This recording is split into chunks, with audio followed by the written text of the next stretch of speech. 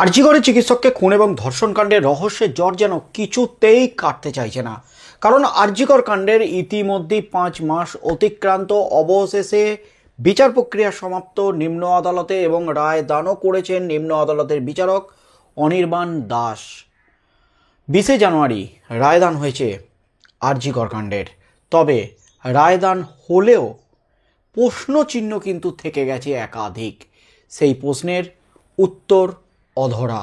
তার মধ্যেই এবার বিস্ফোরক দাবিতে রীতিমতো হইচই পড়ে গেল গোটার রাজ্য জুড়ে। তিলোত্তমার খুনের আগেই বেরিয়ে যান সঞ্জয় রায়। আদৌ কি তিলোত্তমার খুনের সময় উপস্থিত ছিলেন, তিলোত্তমার মৃত্যুর সময় উপস্থিত ছিলেন সঞ্জয় রায়?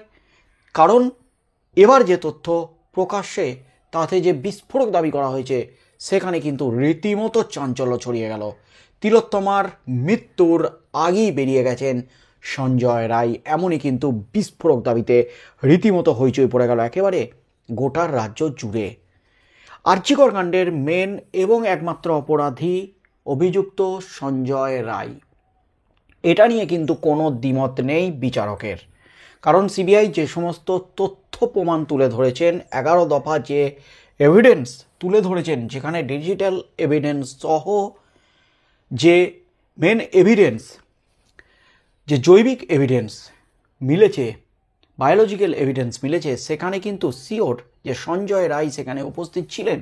এটা নিয়ে দ্বিমত নেই তিলোত্তমার বাবা মা বা জুনিয়র চিকিৎসকদের। সঞ্জয় রায় অপরাধী, সে সেখানে ছিল, তাই তার ফাঁসির দাবি কিন্তু উঠে গেছে বিভিন্ন মহল থেকে। রাজ্যের মুখ্যমন্ত্রী মমতা ব্যানার্জি ইতিমধ্যেই কলকাতা হাইকোর্টে যাওয়ার যে ঘোষণা করেছিলেন, রাজ্য কিন্তু ইতিমধ্যেই কলকাতা হাইকোর্টের দ্বারস্থ হয়েছে।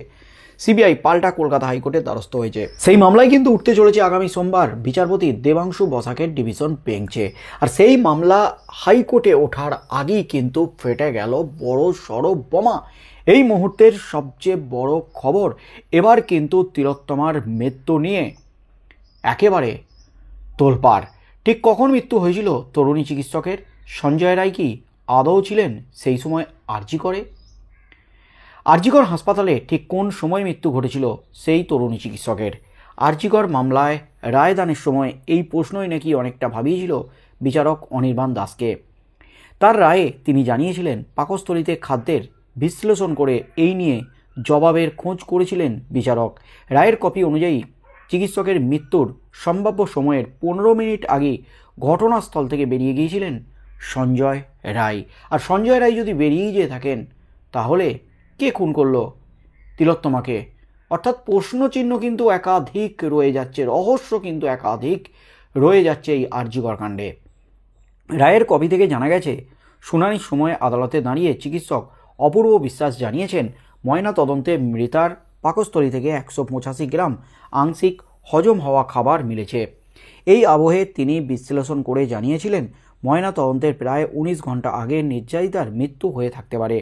উল্লেখ্য, 9 আগস্ট মৃতদেহ উদ্ধারের দিন ময়না তদন্ত হয়েছিল সন্ধ্যা 6:10 থেকে 7:10 মধ্যে।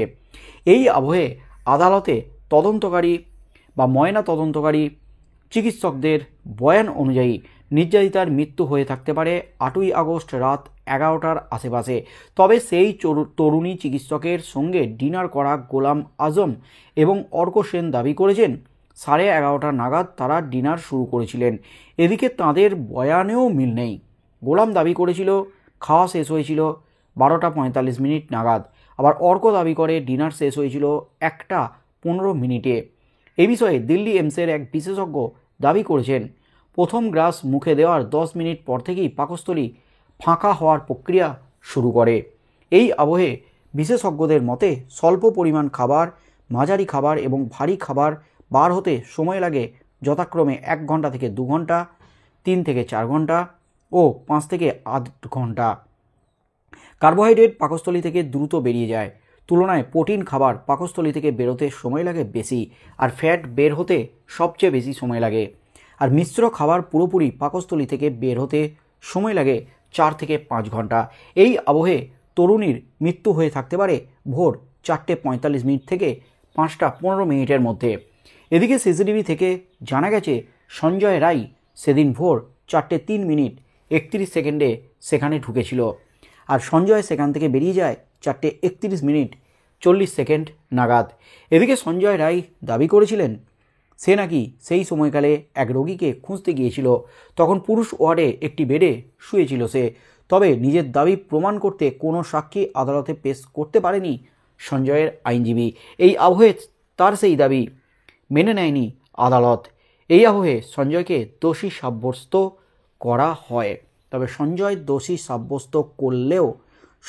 দোষী সাব্যস্ত করলেও কিন্তু প্রশ্ন কিন্তু রয়ে গেল, কে খুন করেছিলেন তিলোত্তমাকে। চিকিৎসকদের যে মৃত্যুর সম্ভাব্য সময়ের যে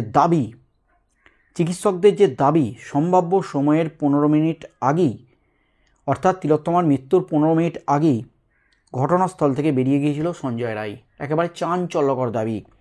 আর রায়ের কপিতেই কিন্তু এই বক্তব্য লিখেছেন বিচারক অনির্বাণ দাস। তাতেই কিন্তু এই সঞ্জয় রায় বা এই আরজিকর কাণ্ড নিয়ে একটা ধোঁয়াশা কিন্তু থেকেই গেছে।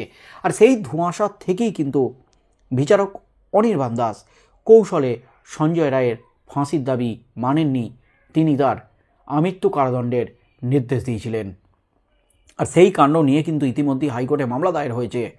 রাজ্য সরকার, সিবিআই তারাও কিন্তু হাইকোর্টের দ্বারস্থ হয়েছে। আগামী সোমবার এই মামলা উঠতে চলেছে কলকাতা হাইকোর্টে বিচারপতি দেবাংশু বসাকের ডিভিশন বেঞ্চে। তার আগেই কিন্তু এবার ফেটে গেল বড় সড় বোমা। আরজিকর কাণ্ড নিয়ে উঠে গেল একাধিক প্রশ্নচিহ্ন। এই আরজিকর কাণ্ডে, তরুণী চিকিৎসককে খুন এবং ধর্ষণ কাণ্ডে যে ডিএনএ টেস্ট রিপোর্ট এসেছে, সেখানে কিন্তু আরও এক মহিলা এবং আরও 4 জনের উপস্থিতি সেখানে প্রমাণ মিলেছে।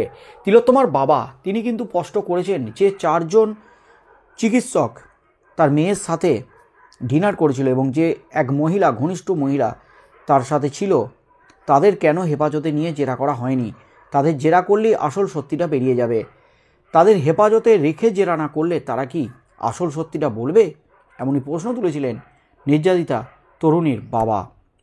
তবে বিচারক তিনি স্পষ্ট করে দিয়েছেন কিভাবে অন্য মহিলার ডিএনএ মিক্সড হলো তিলোত্তমার ডিএনএর সাথে। তিনি স্পষ্ট করেছেন ময়না তদন্তের ভিডিও তিনি বারবার দেখেছেন, খুঁটিয়ে দেখেছেন। সেখানে দেখেছেন নিচে শোয়ানো ছিল অন্য মহিলার বডি এবং অ্যাপ্রন থেকে শুরু করে হাতের গ্লাভস কোনো কিছুই পাল্টাননি ডোমেরা, এবং তারা কোনো কিছুই জীবাণু মুক্ত করেননি।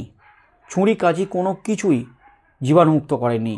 তাই অন্য মহিলার বা অন্য পুরুষের ডিএনএর সাথে তিলোত্তমার ডিএনএর যে মেশার ব্যাপারটি, সেটা কিন্তু হয়েছে।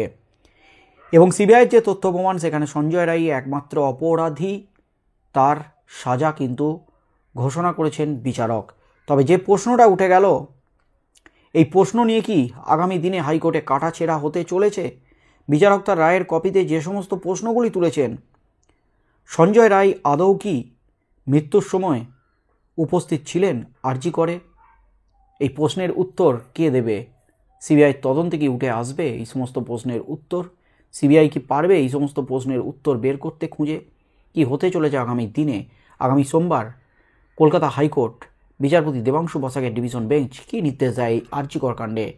সঞ্জয় রায় যে সমস্ত দাবি তুলেছেন এবং বিচারক অনির্বাণ দাস তিনি তার রায়ের কপিতে যে সমস্ত প্রশ্ন তুলে দিয়েছেন, সেগুলি কি তদন্তের আওতায় নিয়ে আসবেন বিচারপতি দেবাংশু বসাক এবং তার ডিভিশন বেঞ্চ?